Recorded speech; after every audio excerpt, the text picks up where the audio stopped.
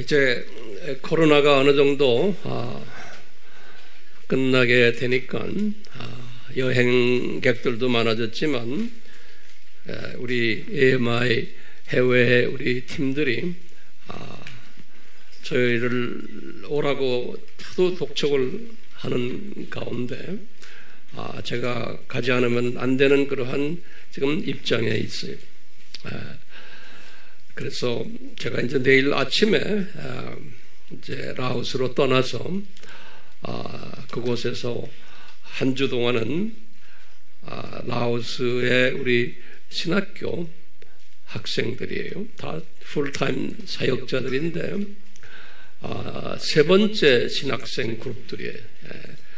새로 이제 입학하는 분들인데 전국의 16개의 주에서 3명씩 뽑아가지고 집중적으로 3년을 훈련시키는 과정이 이번 첫 학기인데 어떤 학생들이 올지 궁금해요. 그래서 제가 이제 이번 주, 다음 주 한 주를 이분들에게 기독교의 아주 기초적인 부분들을 가르치고 그리고 그 다음 한 주는 현지 지도자들이 또 이렇게 맡아서 가르치고 하는 그런 일들이에요.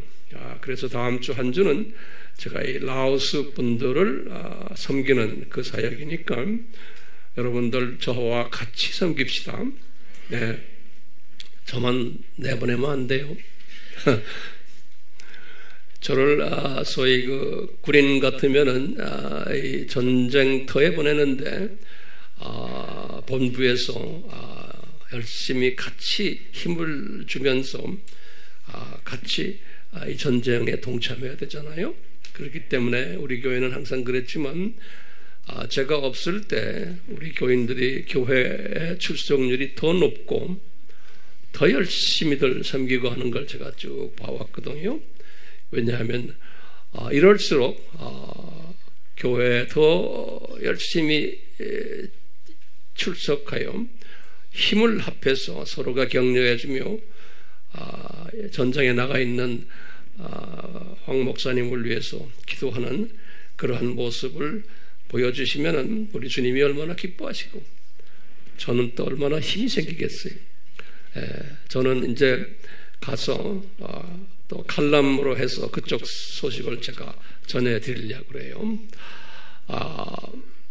그리고는 이제 제가 없는 동안에는 세 주를 이어서 두 짐승에 관한 제가 예전에 강의한 내용들이 있는데 우리 다시 한번 자세히 공부를 해보기를 성령님이 원하세요.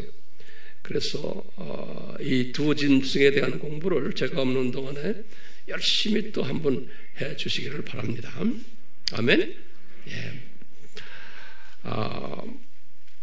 책이 나왔죠. 예. 이제 이 책이 이 라오스 말로도 이제 번역이 될 거예요. 그리고 이미 중국어 또 일본어, 영어로는 우리 교회 한 권사님의 따님이 아주 번역을 잘해요. 그래서 공인회계사 시험을 보는 따님인데 제가 이렇게 보니까 아주 번역을 잘했어요. 이거 어려운 문장이거든요. 영상도 있고 그 어머니가 누구예요? 한번 일어나 보시면 좋겠어.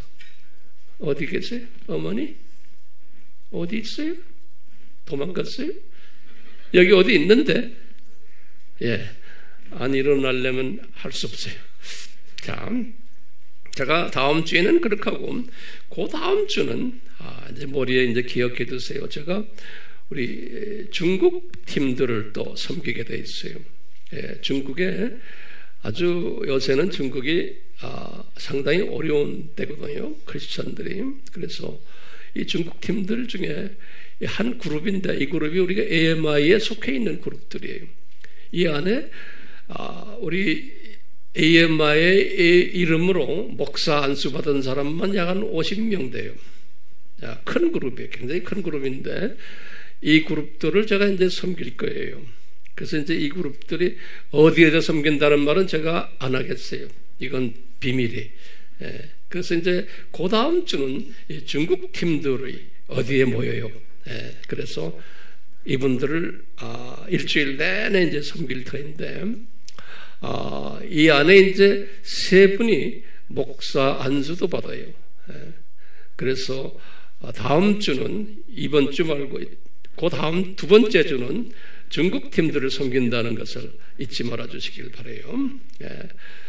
그리고 그 다음 주에는 간 김에 베트남으로 제가 이제 가가지고 하노이에서 하노이에 있는 유일한 신학교가 있어요. 정부에서 인정하는 CMA 신학교인데요. 북쪽에. 하노이는 우리 같으면 평양 같은 곳이에요. 그래서 아직도 단속이 심하고 특히 기독교에 대한 단속이 심해요. 제가 거기에 올해 한 10년 이상을 다니는데 갈 때마다 방해가 있어요. 그래서 장소도 옮기고 정부에서 인가된 유일한 신학교인데, CMA 신학교라고 한 100년 된 신학교예요. 그게 이제 공산당이 들어오면서 문 닫았다가 열린 신학교인데, 거기에 제가 지금 한 7, 8년을 다니면서 거기에 그 핵심 지도자들을 지금 우리가 AMI 훈련시키고 있어요.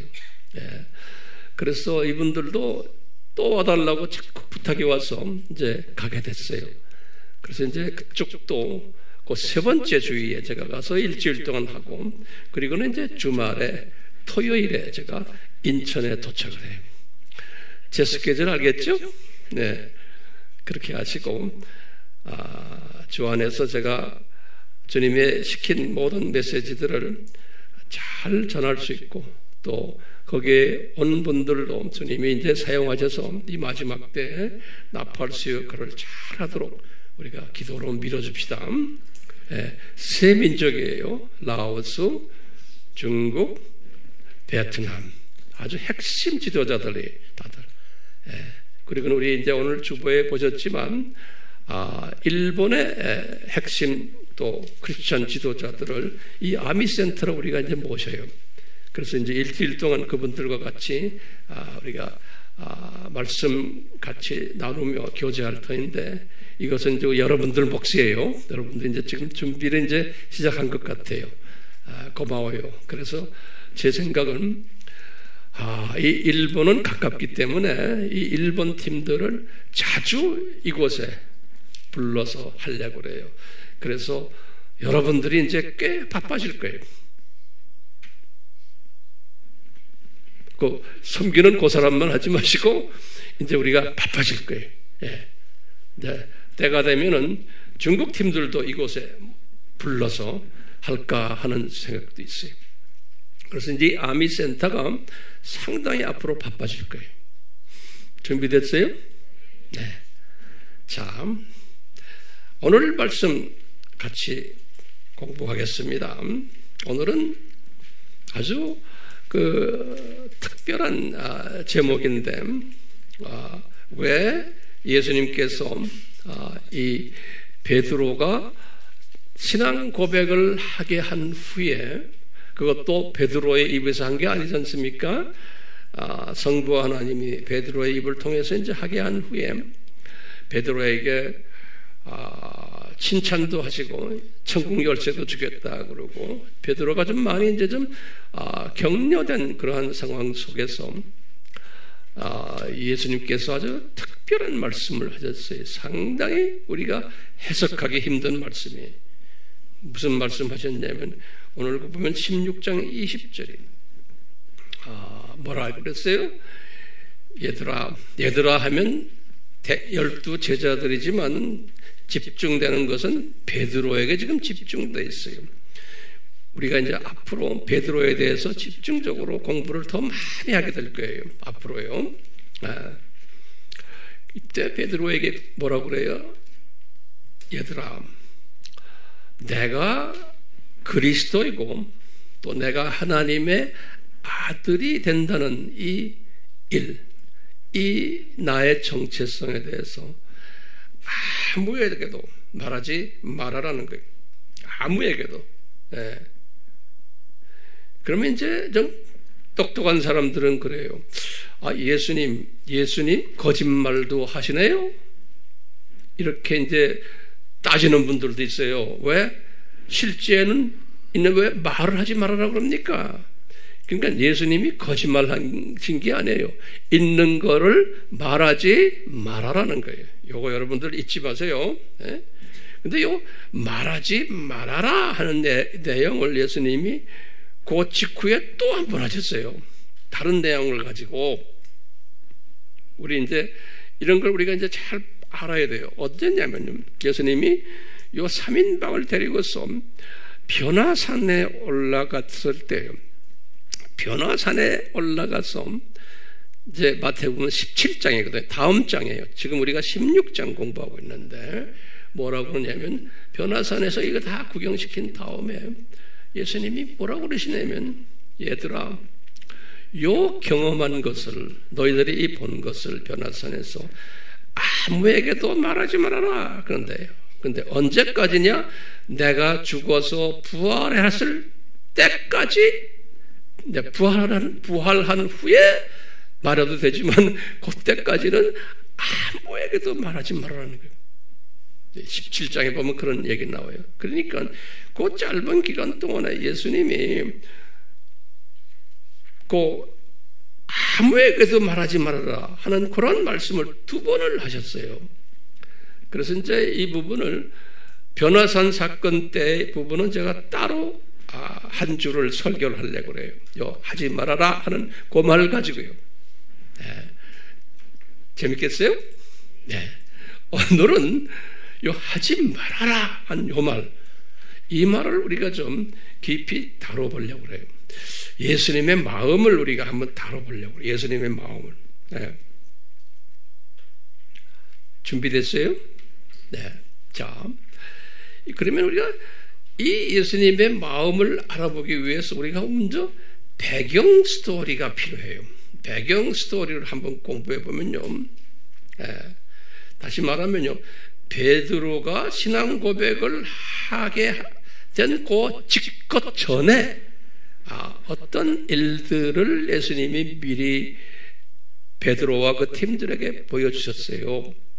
그것이 뭐냐면요.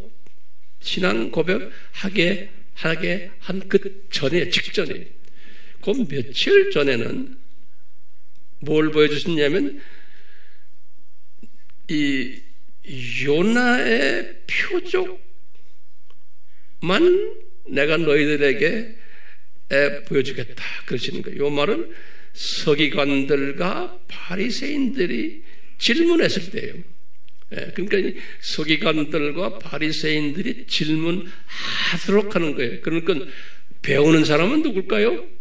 베드로 팀들과 3인방들과 그 제자들이에요. 항상 이거 잊지 말아요. 성경 읽을 때요. 그 배우는 사람이 있어요. 예수님의 관심에 초점이 되는 학생들이 있어요.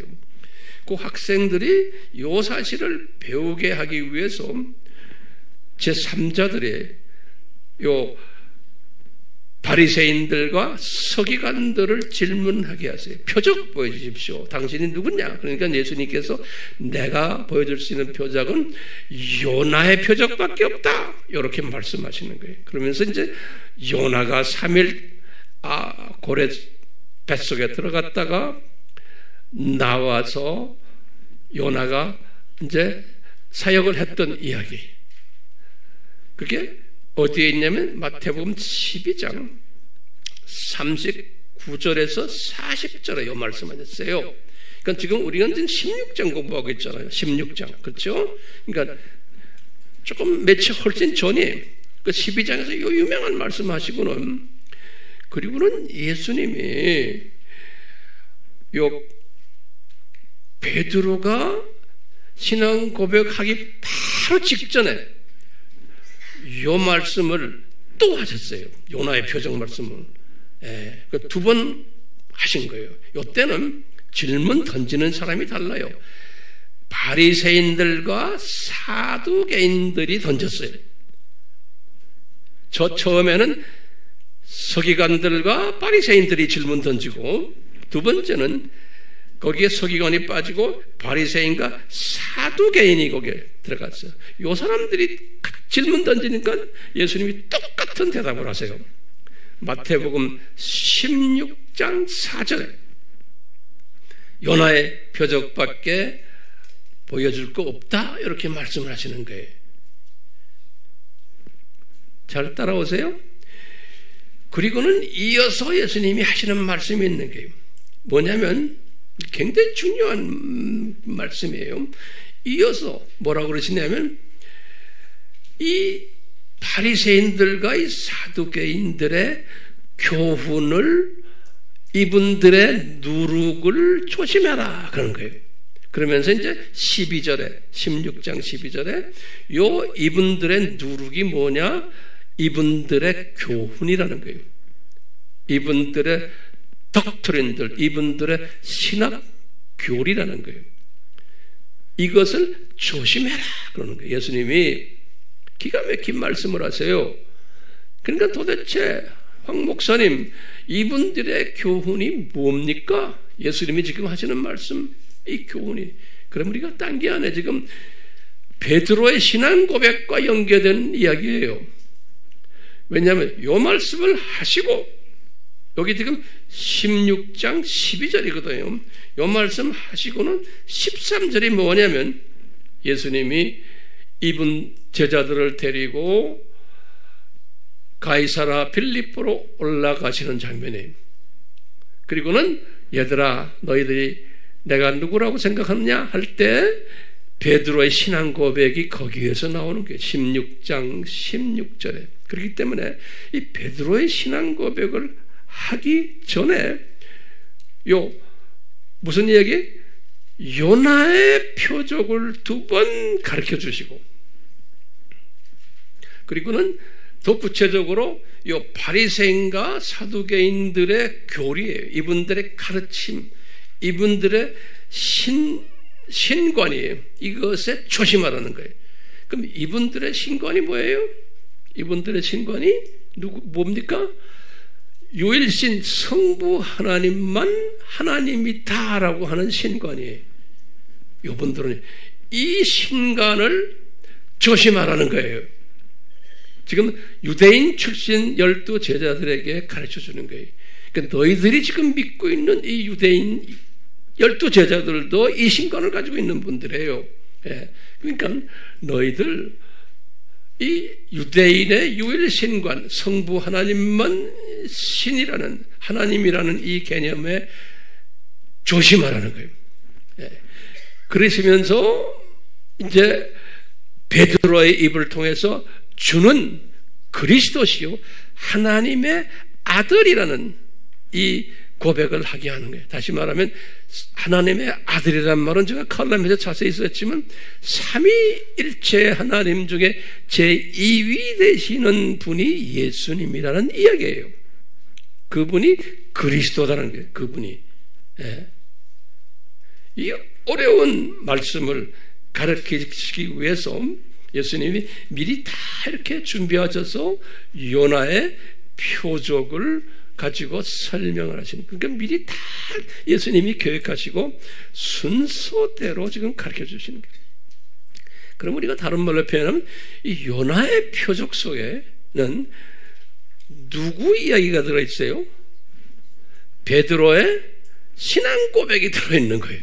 이 요나의 표적 속에 다른 말로 표현하면 요나의 표적은 뭐였죠?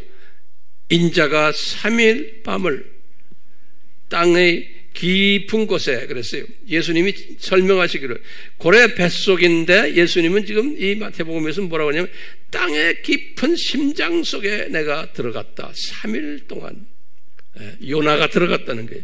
그럼 이 심장 속에 들어갔다 해서 3일 동안 듣고 심장 속에 들어갔는데 나중에 베드로에게 그랬죠. 예수님이 그 심장 속에 들어간 게 어디로 들어갔다는 거예요? 음부에 들어갔다 그랬어요.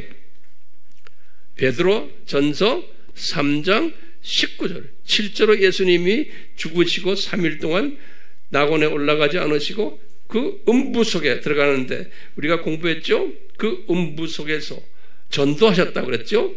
베드로전서 3장 19절에 또 4장 6절에 똑같아요. 베드로전서 4장 6절에. 그러니까 이분 전도하셨기 때문에 이게 어느 음부에 들어간 거예요? 아브라함의 품에 들어간 거예요. 됐어요? 누가복음 16장 22절에 아브라함의 품이라는 단어가 나와요. 그렇기 때문에 예수님께서 이 요나의 표적은 예수님의 죽으시고 그리고는 3일 동안 요나의 품에 들어가서 예정된 하나님의 자녀들, 유대인들과 또 이방인들, 복음을 듣지 못해서 요나의 아브라함의 품으로 내려갔던 분들에게 뭐 했다고 그랬어요? 우리가 무슨 공부했죠? 특별 세미나를 한 거예요. 9가지의 신학, 7가지의 신학 주제를 개론으로 해가지고 아마 설명해 주셨던 것 같아요. 그럴 때 분명 핵이 뭐냐? 베드로의 신앙 고백이 그 세미나의 주제였던 것 같아요. 예.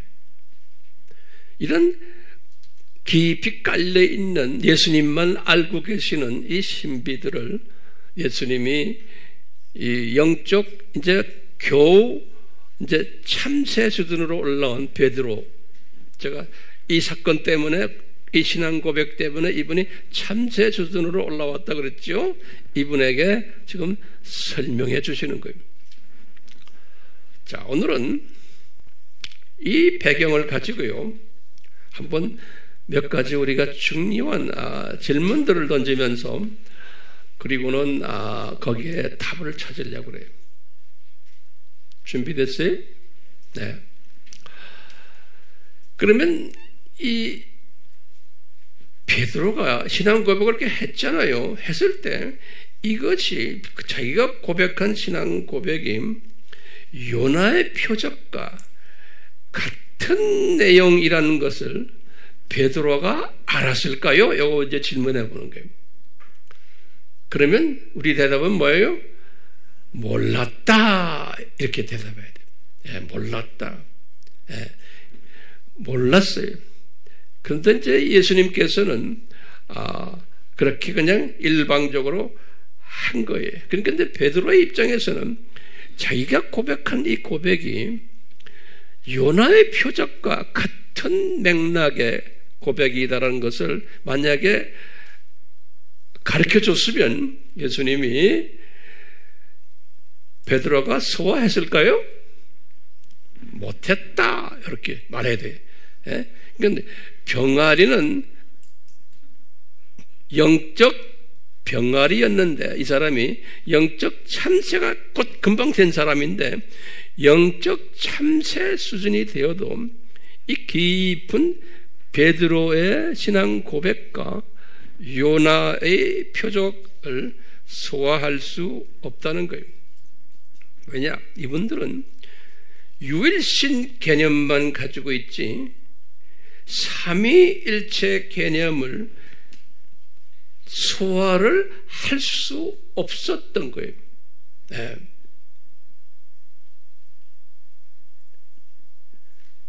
거기다 또 큰 게 있어요. 왜 이 유대인들이 지금 말씀 잘 들으세요. 왜 이 유대인들이 이 유일신 개념에만 눈이 떠 있고 삼위일체 개념에는 눈이 감겨져 있을까? 그러면 여러분들이 뭐라고 대답하셔야 돼요? 네? 그러면은 이제 요것을 나중에 바울이 에베소서를 쓰실 때 깨달은 거예요. 그 바울도 에베소서는 주후 60에서 62년 아니에요. 그렇죠? 그러니까 바울이 개종해가지고 25년이죠. 주 60년이면 그렇죠. 35년 플러스 25 하면 약 25년 동안 아주 풀타임 사역을 하시면서도 이 개념에 대해서 유대인들이 왜 이것을 소화 못할까? 라는 것을 바울이 25년 후에 깨달은 것을 에베소서에 기록한 거예요. 에베소서 1장에서부터 3장에 보면 그 스토리예요. 특히 에베소서입니다. 에베소서 1장에서부터 3장이에요. 근데 3장에 가서는 예수님이 이것을 우리 공부했죠. 3장 4절에 이것이 그리스도의 신비다 그러는 거예요. 다시 말하면 유대인들은 예수 그리스도가 제2위 하나님이심을, 다시 말하면 하나님의 아들이심을 수용하지 못하도록 디자인되어 있다는 거예요. 이것을 바울이 깨달은 거예요. 그래서 바울이 뭐라고 그랬냐면 그리스도의 신비라 그랬어요. 한국말로는, 한국 성경에는 신비를 비밀이라고 그러는데 안에 비밀이 아니고 영어로는 The mystery of Christ, mystery. 에베소서 3장 몇 절에? 4절에. 그래가지고 에베소서 쭉 보면요, 뭐가 나오냐면요, 이런 게 나와요. 3절, 지금 내가 3장 4절을 이야기하는데 쭉 읽어가면서 나중에 이제 한번 보세요. 그러다 9절, 10절, 11절, 3장이에요. 에베소서 3장 9절, 10절, 11절에 보면 아주 기가 막힌 말이 거기에 나와요. 그리스도의 신비를 다른 표현을 해. 이것은 뭐냐면 영원부터 만물을 창조하신 하나님 속에 감추어졌던 거라는 거예요. 다시 말하면 이 하나님이 이 유대인들은 눈이 감기도록 이 유일신 성부 개념만 알도록 눈을 감기도록 언제부터요?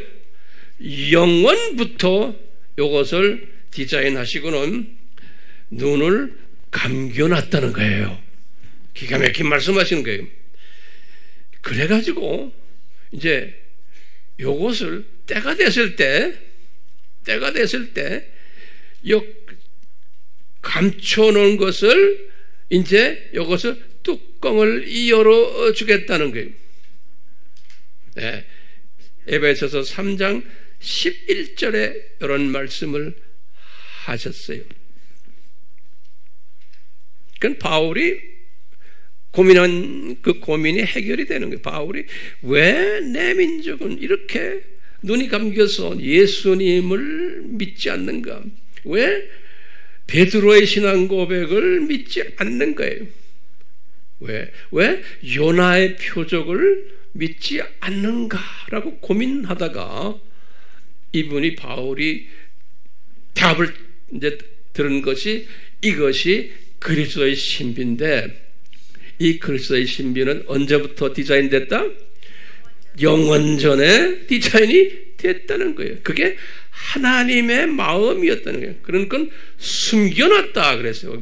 영어로는 hidden, it's been hidden, 숨겨놨다가 인재 계시를 나에게 지금 하신다라고 하는 거예요.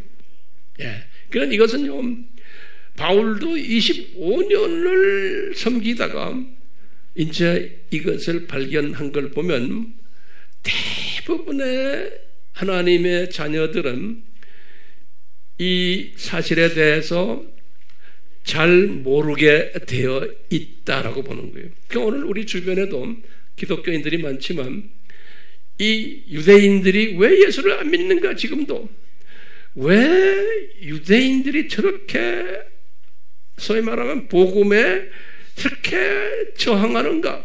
지금 이스라엘을 봐도 그렇고. 왜 그러냐 하면 뭐라고 대답해요? 대부분 사람들은 그 사람들 나빠서 그렇다고 그러는 거예요. 왜? 예수님을 죽이는 놈들이기 때문에. 그래서 예수님이 저주를 내렸다. 이 사상은 어떤 종말론 사상을 가진 사람들이 말해요? 무천년주의와 후천년주의 사람들이 그런 말을 해요. 특히 무천년주의 사람들이 이렇게 말하는 거예요.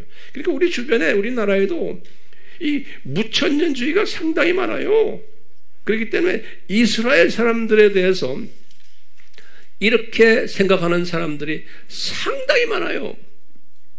근데 그렇다고 해서 구원이 없나요? 예, 구원받은 하나님의 자녀들인데 시각이 그 수준에 갔기 때문에 시각, 내가 항상 그러죠? 네, 시각이. 그러면요, 이제 여러분들이 나에게 이제 질문 한번 던지는 거예요. 무슨 질문 던지나? 요거 우리 대답을 해야 돼요. 다 우리가 예전에 공부한 것들인데 내가 다른 각도로 설명해 주는 거예요. 이게 영원전에 이 플랜을 짰는데 이 영원전에 이 플랜을 짠 것을 누구한테 처음 이 플랜을 실제로 이야기해 주셨나? 그러면 첫 번째 누구냐면 누구예요? 네?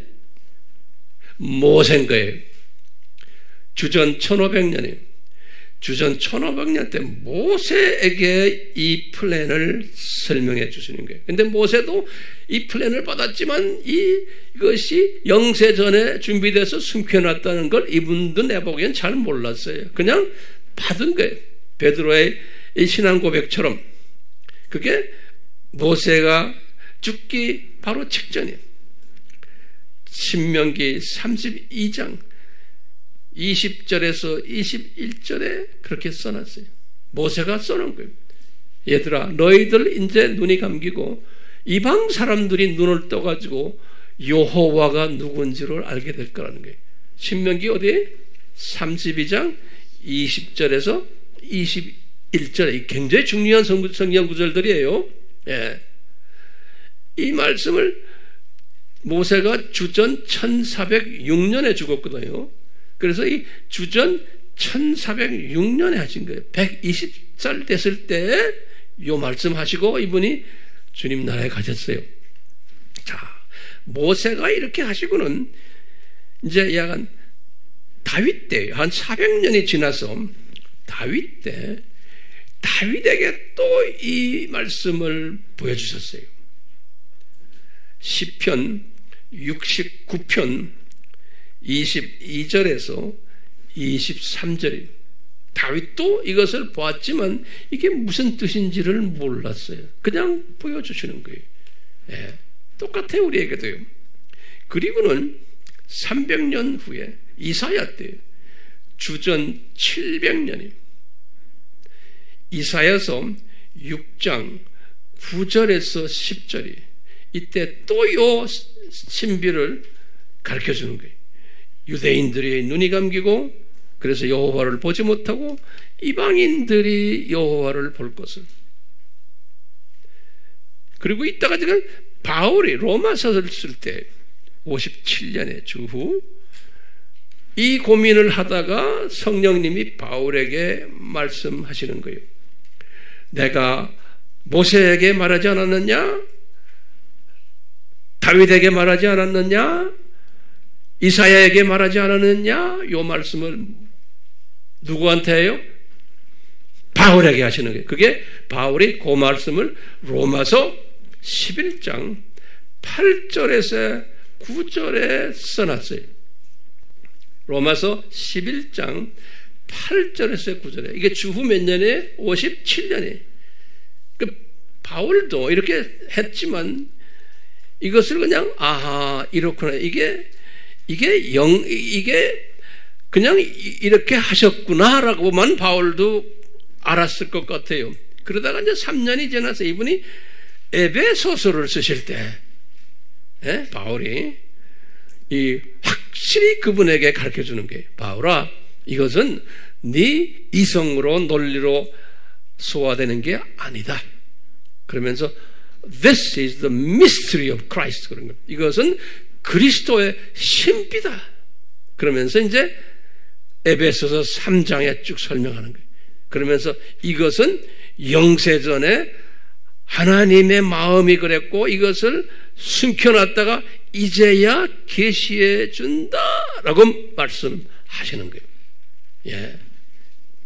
그러니까 유대인들이 눈이 감기는 것은 언제 디자인된 거예요? 영원전에 디자인된 거라는 거예요. 이 큰 그림을 바울이 이제 보기 시작하는 거예요. 바울이. 그러면서 바울이 이제 보기 하는데 지금 우리가요. 그게 예수님의 큰 마음에 예수님은 슈퍼 독수리의 시각이죠. 슈퍼 독수리예요. 예, 영어로는 슈퍼라고 그래요. 그 한국말로는 초독수리. 예, 자, 슈퍼가 아니에요. 우리나라는 슈퍼마켓이라고 하는데 영어는 슈퍼가 아니에요. 슈퍼예요. 쌍시옷이 슈퍼. 그게 진짜 영어 발음이에요. 슈퍼마켓이지 슈퍼마켓이 아니에요.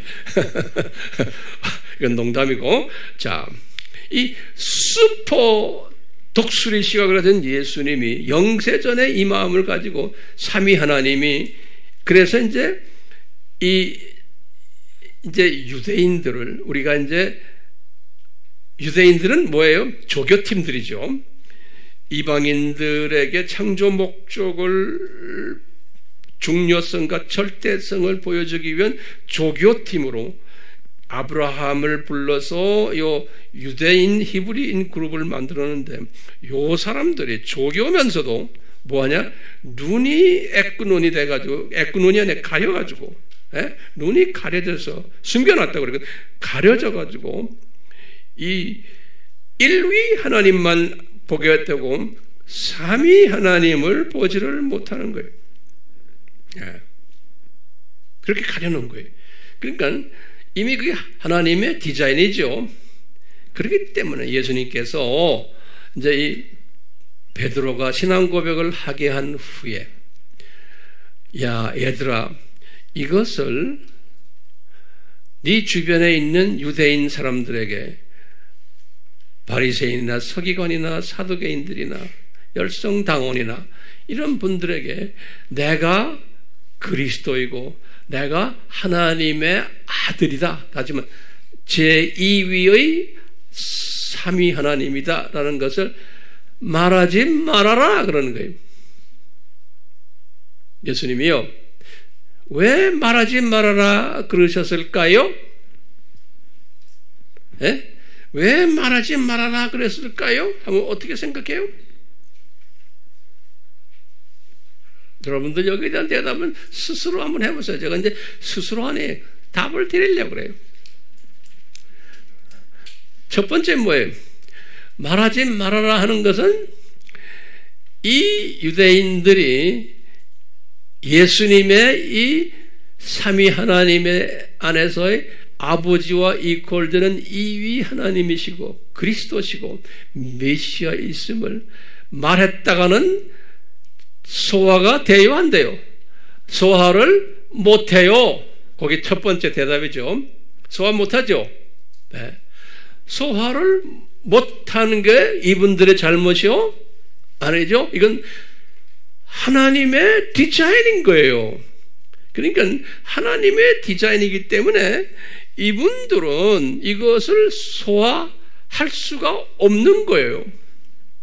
이 베드로의 신앙 고백, 요나의 이 사건은 이분들은 소화할 수 없게끔 되어 있는 거예요. 소화할 수 없는 사람들에게 이야기해야 이건 역기능 반응밖에 안 나오는 거예요. 왜? 이분들은 자기네가 믿고 있는 이 성부 하나님을 엄청난 거룩한 하나님으로 믿는데 이분과 이퀄되는 또 제2위의 하나님이 계시다 그러면 어떻게 돼요? 이건 신성모독인 거예요. 그러니까 이제 이 가야바 같은 사람은 이 신성모독 때문에 예수님을 사형시키려고 그랬어요. 그러니까 지금 예수님이 지금 이 베드로의 신앙 고백 이때는 예수님이 3년 공생애 때의 초기 단계예요. 그러니까 예수님은 계획 속에서 초기 단계인데 나를 죽이려고 하는 그 유대인들이 막 그냥 많이 덤벼들면 예수님이 3년 공생애를 할 수가 없는 거예요. 왜? 예수님이 3년 공생애를 하셔야 되거든요. 하시면서 제자들을 훈련시켜서 한꺼번에 안 되거든요. 3년 동안 예수님의 이 정체성을 이런 모양으로 저런 모양으로 보여주면서 현장에서 이렇게 현장 교육을 시키면서 훈련시키면서 한 3년간은 훈련시켜야 된다라고 예수님이 이미 계획하신 거기 때문에 이 3이라는 숫자, 그런데 이 3년 이제 시작하려는데 예수님을 십자가에서 미리 죽이게 하면 됩니까? 안 되잖아요. 그러니까 예수님은 사람들의 마음을 아시니까 이 소화 못하는 저 사람들에게 이 말은 하지 말아라, 해놓으면 골치 아프다, 이런 소리나 마찬가지. 우리식으로 말하면, 예?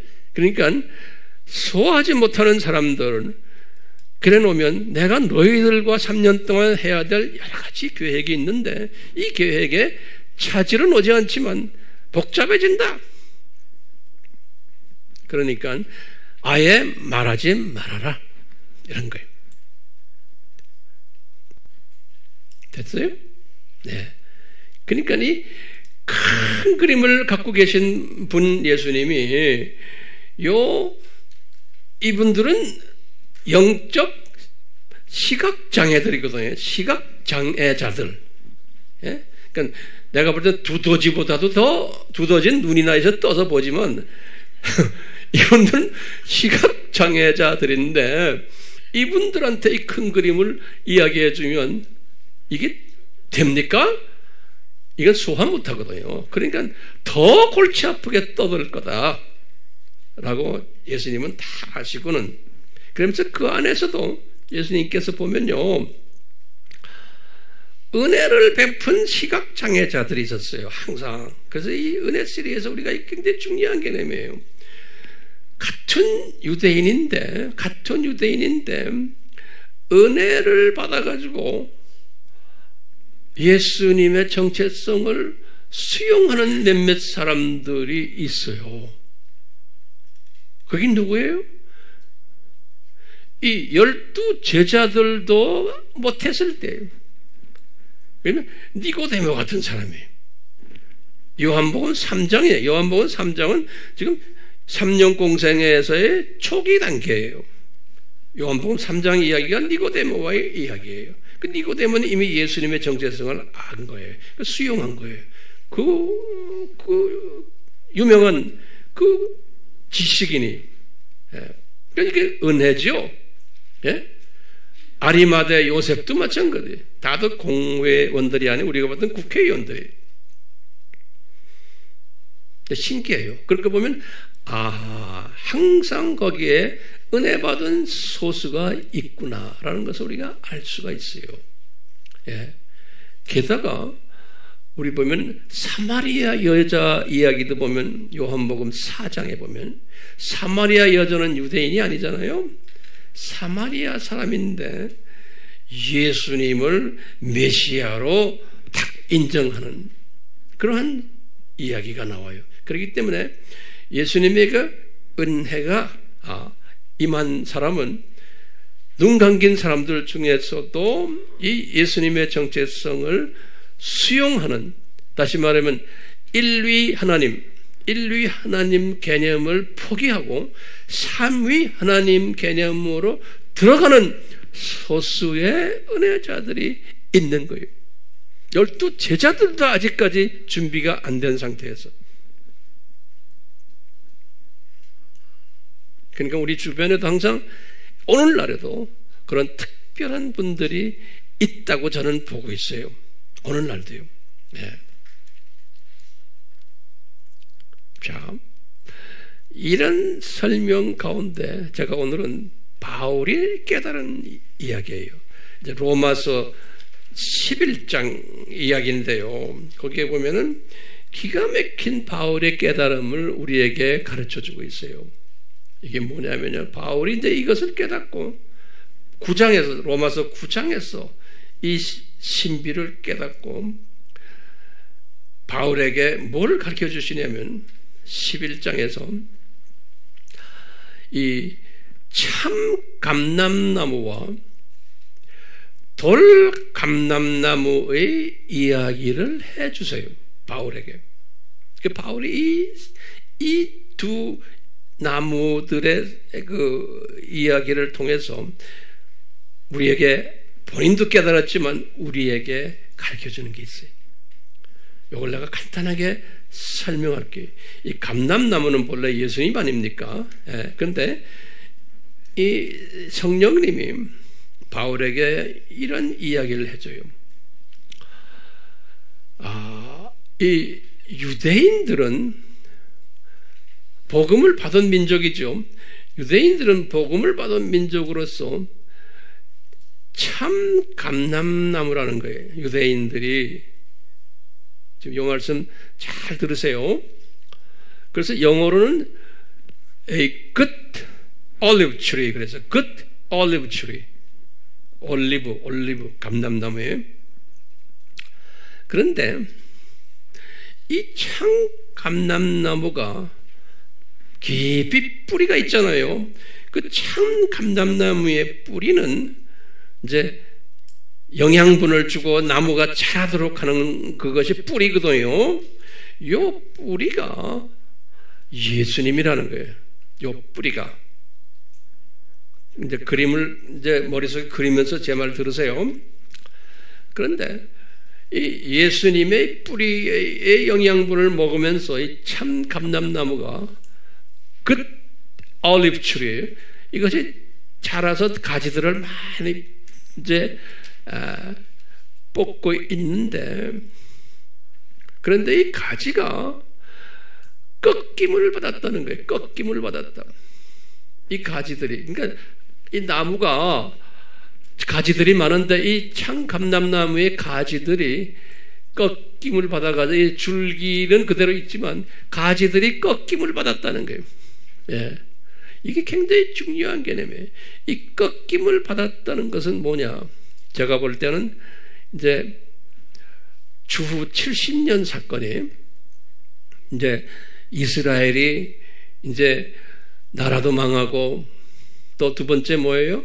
성전도 파괴되고 이스라엘이 저주받는 상황이죠. 또 이스라엘이 디아스포라가 되고 또 이스라엘이 영의 눈이 감겨서 예수님을 보지 못하고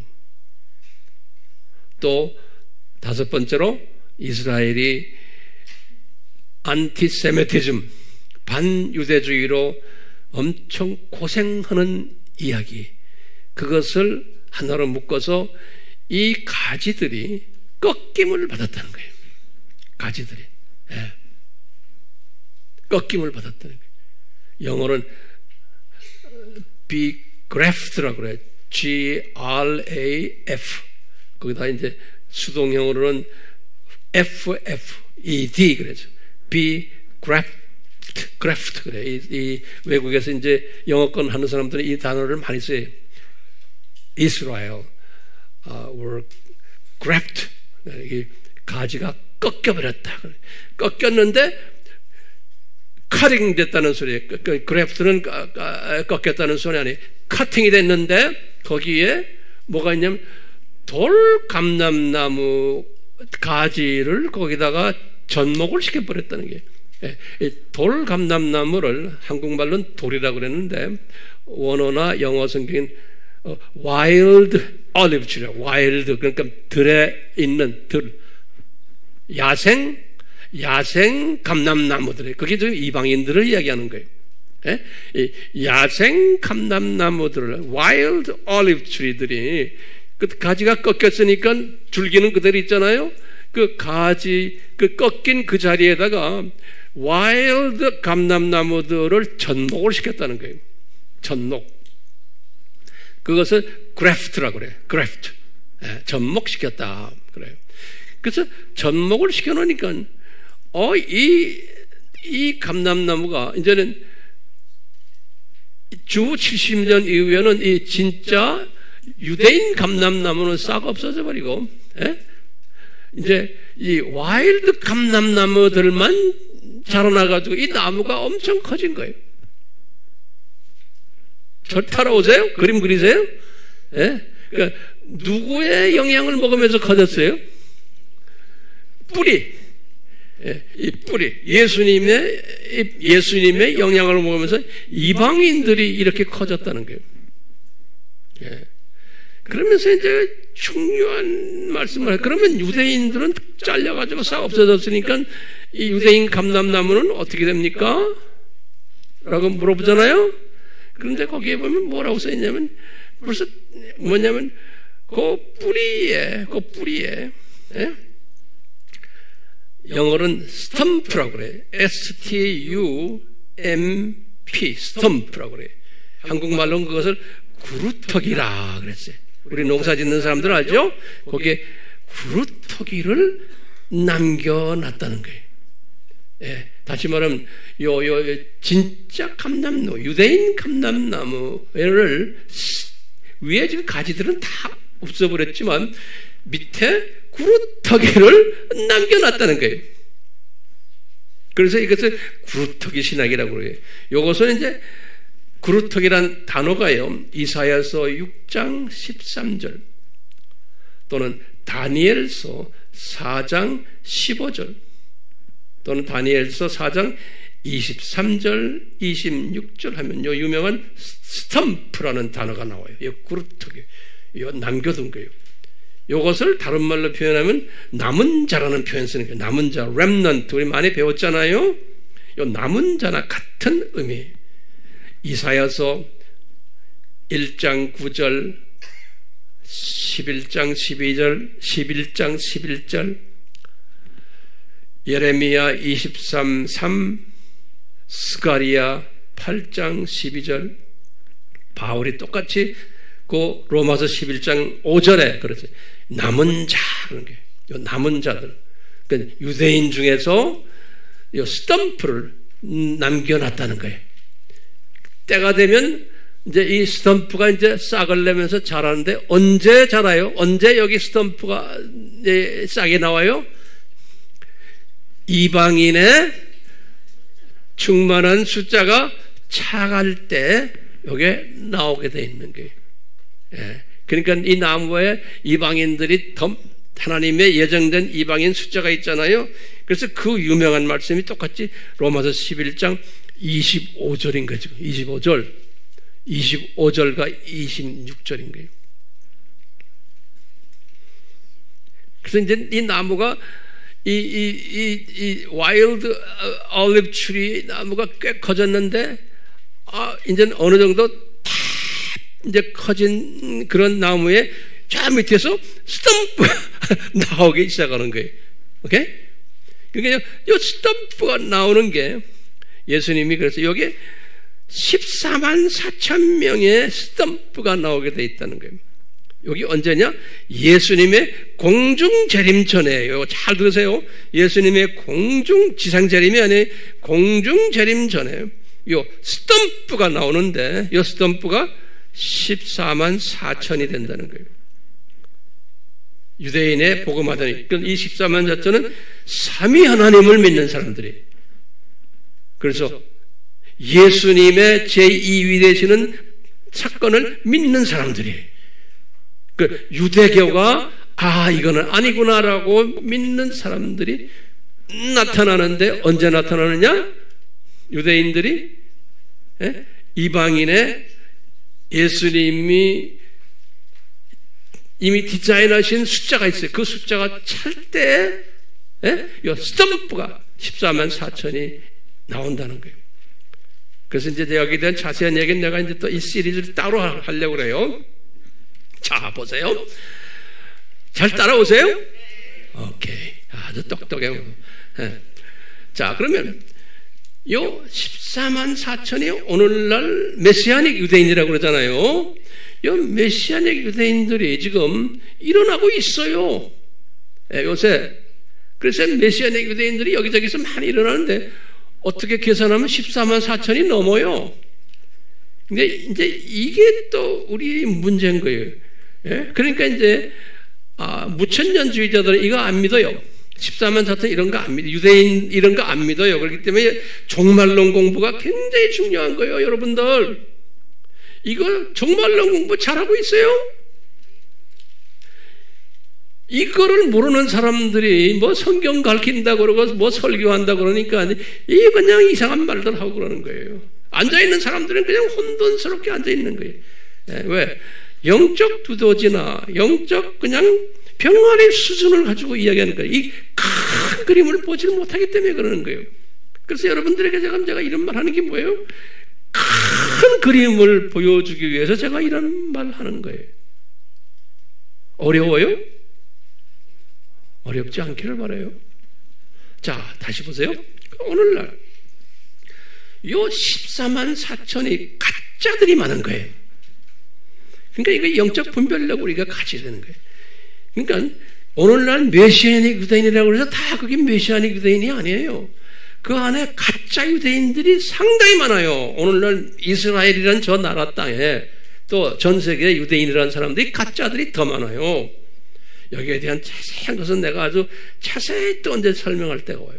그렇기 때문에 유대인이라고 해서 유대인으로 보시면 안 돼요. 오늘날은요, 이 속임당해요. 왜? 이 두 짐승 세력에 의해서 이 가짜들이 많이 만들어졌어요. 그러니까 우리는 진짜 14만 4천이 누군지를 몰라요. 대강 짐작은 하고 있죠. 그러니까 예수님의 시각에서 14만 4천이 찰 때가 있어요. 그게 언제예요? 예수님의 공중 재림 때. 그렇기 때문에 우리의 할 일은 뭐예요? 우리의 할 일은 이방인의 충만한 숫자를 채우는 일을 우리가 하는 거예요. 우리는요. 그러면은 이방인의 충만한 숫자가 차기하기 위해서 제가 지금 이번에도 3주 동안 나가서 이방인의 사역자들을 이런 걸 가르치고 당신들이 당신 나라에 있는 같은 랭귀지를 쓰는 미전도 족속들에게 들어가시오. 이것을 도전하고 방향 제시해 주기 위해서 다니는 거예요. 예. 자, 우리의 할 일은 이방인의 충만한 숫자가 들어오는 일에 참여하는 거예요. 네. 사람을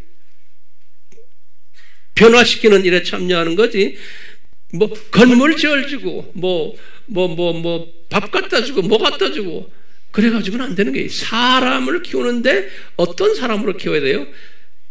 베드로의 신앙 고백을 수용하는 사람들, 그래가지고 이 신앙 고백을 또 전하는 사람들, 이런 사람을 만드는 것이 우리의 사명이고 예수님의 기대치인 거예요. 예? 이런 일들이 일어날 때 14만 4천은 저절로 만들어지게 되어 있어요? 있어요. 유대인 복음만만 전문적으로 하는 사람들을 통해서 이런 일을 또 하세요. 우리도 거기에 일부가 지금 우리도 하고 있어요. 이스라엘에 우리가 지금 방송 띄우고 있어요. 다 이런 마인드를 가지고 하는 거예요. 자, 제가 다시 말해요. 이제 그러니까 구루토교의 신학을 알겠죠? 예. 요렇게 하다가 7년 환란 때 많은 유대인들이 이제 아랍 사람들, 아브라함의 후손들에다 이 사람들이 개종하게 되어 있어요. 7년 환란 때. 예. 요 개종을 할 터인데, 요 사람들이 개종할 이야기를 에스겔서 38장 39장에 거기에 기록되어 있어요. 그리고는 천년왕국 때 또 나머지 이스라엘 사람들을 또 개종시키는 이야기가 또 나와요. 천년왕국 때. 그때 이제 이스라엘 사람들이 또 회개하는 마지막 부분에서 그 회개 이야기를 성경에서는 이사야에게 말씀했어요. 이사야에서 25장 8절에서 9절, 61장 4절에서 11절, 또 62장 10절에서 12절 이렇게 자세히 보면은 그런 이야기들이. 그러니까 우리가 보면 다시 정리합시다. 자, 결론이에요. 예수님이 제자들을 훈련시켜서 이제 이 사람들이 이제 복음화를 시작하게 하잖아요. 주후 30년 예수님의 승천 후에. 그리고 처음에는 제자들을 통해서 이스라엘에, 그리고는 그 제자들이 디아스포라 유대인들을, 그래서 디아스포라가 우리 3,000명 회개하고 또 나중에 5,000명이 또 회개하고 이런 디아스포라들이 예수님을 영접하고, 그 디아스포라들이 나가서 또 바깥에 있는 디아스포라들, 자기 아는 디아스포라들을 한 다음에 그 다음에 유대인과 이방인과 혼혈된 혼혈족들을 또 복음화시켜요. 거기에 디모데가 그 예죠. 순서가 있는 거예요.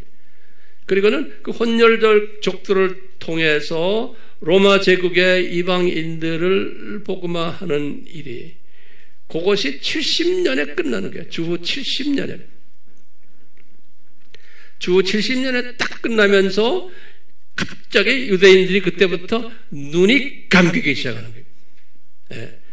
왜냐? 이방인들이 이제는 다시 말하면 와일드 올리브 추리가 이제는 완전히 이제 자리 잡고 자라기 시작하는 때가 주후 70년인 거예요. 그러면서 이 진짜 올리브 추리는 어떻게 돼요? 뭐가 돼버려요? 숨겨져 가지고 뭐예요? 스탬프가 되는 거예요. 그루터기가 돼버리는 거예요. 그리고는 이제 교회 시대가 계속 하면서 유대인들은 그냥 이 그루터기처럼 숨겨져 있다가, 그러면 이제 나중에 이제 때가 되면 예수님의 이 공중 재림 때 이분들이 이제 14만 4천이 이제 살아나는 이야기예요. 이 조교팀들이. 그러면 이제 여러분들이 이제 나한테 물어볼 거예요. 학 목사님, 그러면 유대인들은 이 구루터기로 숨겨져 있으니 그 사람들은 이제 지옥 가겠네요. 예수님 영접 안 하니까. 다시 말하면 누구의 고백을 훈련 안 받았으니까? 베드로의 고백을? 그러면 뭐라고 대답해야 돼요? 이 사람들은 주님이 어디 보내요? 아브라함의 품에다 보내서 거기에서 천사들을 통해서나 또는 예수님이 직접 하시거나 특별 세미나를 한 후에 올려보내지 않았나라고 보고 있는 거예요. 또 우리 복음을 듣지 않은 이방인들도 마찬가지. 예. 아담부터 시작해서 그 후에 많은 이방인들도, 하나님의 예정한 사람들은, 미전도 족속들은, 우리 조상들도 마찬가지고 이 훈련을 받아서 올려보내지 않았나라고 저는 생각하고 있어요. 우리 알다시피 구약시대의 유명 인사들은 예수님의 십자가 사건 이전 사람들이에요. 근데 보니까 모세도 예수님의 보혈의 혜택을 받은 사람이 아니잖아요. 엘리야도 마찬가지고 다 유명 인사들. 아브라함도 말할 것도 없고요. 이 사람들이 나중에 이 변화산에 올라가서 보니까 낙원에 이분들이 다 있는 거예요. 그때는 예수님 십자가 사건 전환이에요. 그런데 다 올라가 있어요. 그러면 우리가 어떻게 해석해요? 아하, 아브라함의 품으로 잠깐 내려가서 소정의 훈련을 받고 올려 보내셨구나 라고 우리가 추측을 하는 거예요. 네? 그러면 내 추측에 여러분들 같이 동의해 주시기를 바라요. 예. 제가 이제 결론 말씀이에요. 한번 질문 한번 던져봅시다. 다시. 왜 예수님이 왜 말하지 말아라? 그것도 뭘 말하지 말라는 게, 내가 그리스도고 하나님의 아들인 것을 유대인들에게 말하지 말아라는 거예요. 예, 유대인들에게. 왜 그럴까요? 하면 뭐라 그래요? 우리식으로 말하면 이분들 그릇이 쪽제비 그릇도 아니고 무슨 그릇이 준비가 안 된 사람들이야. 하나님의 디자인 속에서 그릇만이 아니죠. 담을 분량이 안 돼 있는 사람들이야. 하나님의 디자인 속에서 같은 기독교인들인데도 우리 주변에 이런 이야기를 어렵다고 그러고 관심 없다는 사람들 상당히 많아요. 예. 그런 사람들을 가지고 왜 그러냐 아무리 말해도 안 돼요. 왜냐하면 그런 모양이 다른 거예요. 사이즈가 다르기 때문에 안 되는 거예요. 다시 말하면 시각이 이 땅만 쳐다보고 사는 사람은 두더지 시각 아니에요. 조금은 병아리고 좀 올라가면 참새고. 그렇기 때문에 이 땅의 모든 일들 자녀 걱정, 건강 걱정, 무슨 돈 걱정, 걱정거리 때문에 이것이 들어오질 않는 거예요. 왜? 그분들이 나빠서가 아니에요. 시각을 그렇게 디자인해 놓은 거예요. 우리 피라미드 모형이라고 그랬죠? 이런 사람이 많은 거예요. 많아야 되는 거예요. 왜? 천국에 올라가면 이 출신들이 많아야 되는 거예요. 예. 그러니까 여러분들은 저나 어떻게 해야 돼요? 이런 사람들 주변에 있을 때 우리는 무슨 마음으로 이분들을 그냥 대해줘요? 팔복의 마음으로. 제가 항상 말하죠. 팔복의 마음으로 대해주는 거예요. 또한 영적 아들의 덕목 있죠? 네? 오리를 가자 그러면 신리 가지고 하는 거 있죠? 그 덕목으로 또 고린도전서 13장의 사랑의 덕목이에요. 오래 참고 무례히 행치 않고 자랑하지 않고 내가 좀 안다고 왜 자랑하면 밥맛없다고 덤벼들거든요. 그러니까 절대로 자랑하지 않고 이 마음을 가지고요. 네. 이 세 종류의 마음이죠. 팔복의 마음, 영적 아들의 덕목, 또 사랑의 덕목. 항상 잊지 마시고 묵상하는 거예요. 예.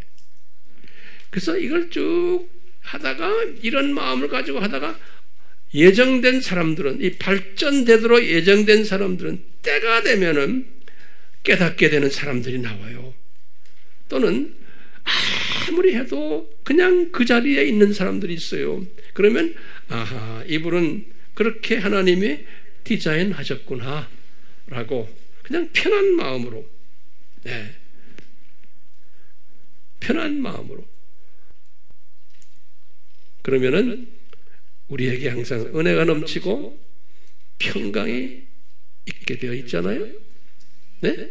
은혜와 평강. 이 큰 그림을 보는 사람은, 그래서 우리가 이 큰 그림 보는 연습을 자꾸 매주마다 하는 거예요. 매주마다. 네.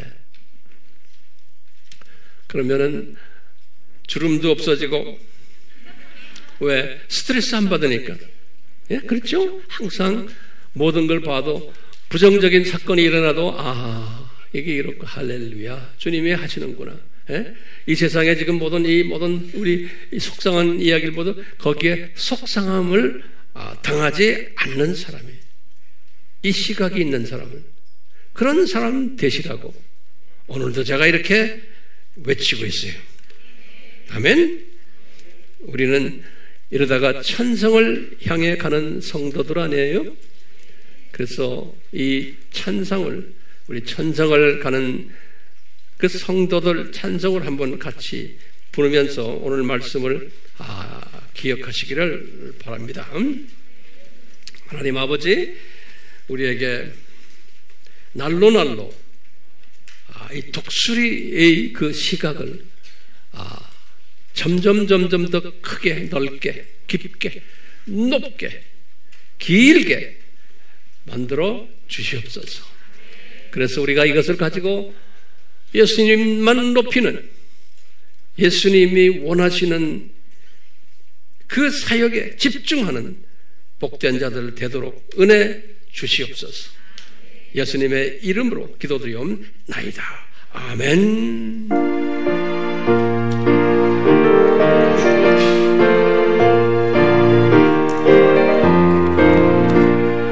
천성을 향해 하는 성도들